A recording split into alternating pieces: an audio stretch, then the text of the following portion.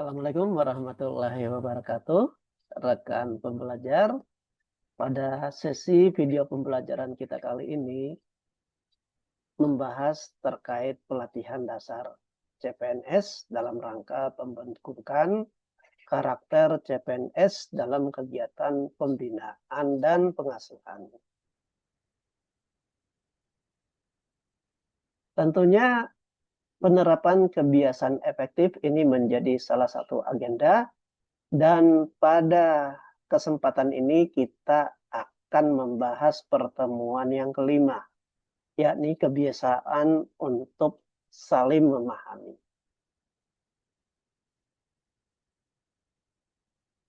Nah, tentunya rekan-rekan pembelajaran dalam keseharian kita perlu untuk saling memahami dalam berinteraksi sosial. Tentunya secara umum paradigma di masyarakat dan perilaku umum ini juga akan sangat dipengaruhi oleh perilaku, di mana tentunya akan berbeda jika seseorang itu belum bisa saling memahami atau sudah dapat atau menjadi kebiasaan untuk berperilaku saling memahami. Paradigma umum kebanyakan atau sebagian orang ini berpendapat atau berperilaku bahwa saya itu perlu memastikan bahwa orang lain mengerti sudut pandang saya. Dan apabila kita mampu menerapkan perilaku saling memahami, maka paradigma secara umum akan menjadi mengatakan bahwa saya akan memiliki pengaruh yang lebih besar pada orang lain jika saya sungguh-sungguh mau mengerti mereka terlebih dahulu. Kemudian bagaimana perilaku umum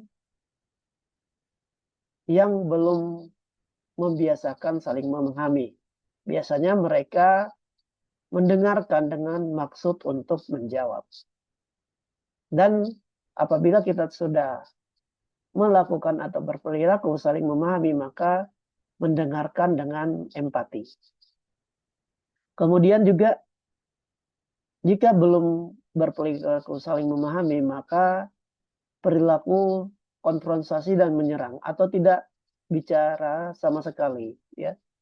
Dan jika kita sudah membiasakan untuk berperilaku saling memahami, maka tentunya kita akan berusaha dimengerti dengan cara yang tepat.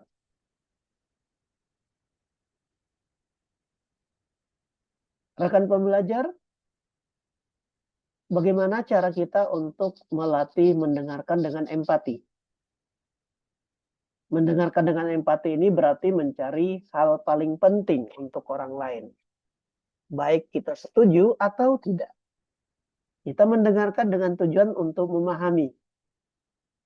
Dan kita merespon dengan merefleksikan ini perasaan dan kata-kata. Jadi bisa kita lihat, jadi niat kita ini mendengarkan untuk mengerti.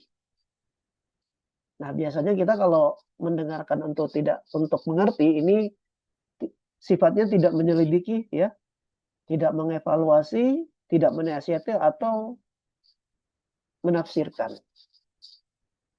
Lalu tentunya ditambah dengan keterampilan. Bagaimana merefleksikan perasaan dan kata-kata.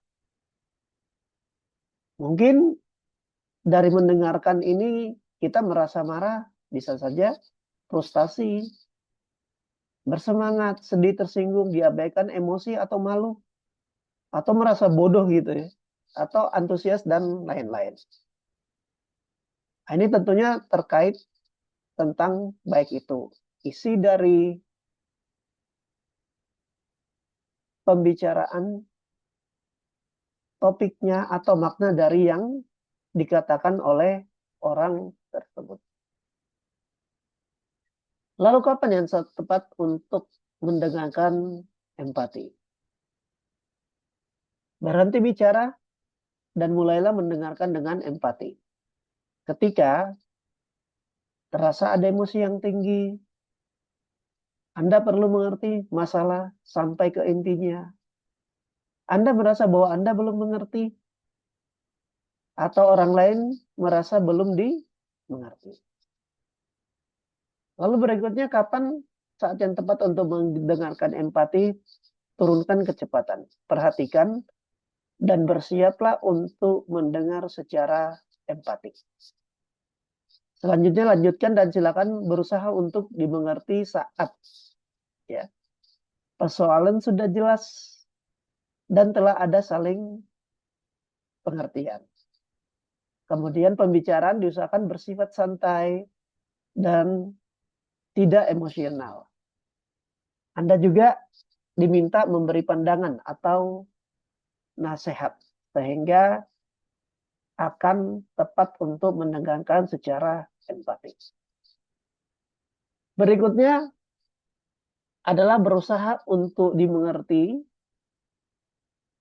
ya. Setelah kita yakin bahwa orang lain merasa dimengerti, kita dapat menyampaikan sudut pandang kita dengan sopan dan jelas. Nah, untuk merefleksikan ini tentunya perlu niat dan keterampilan.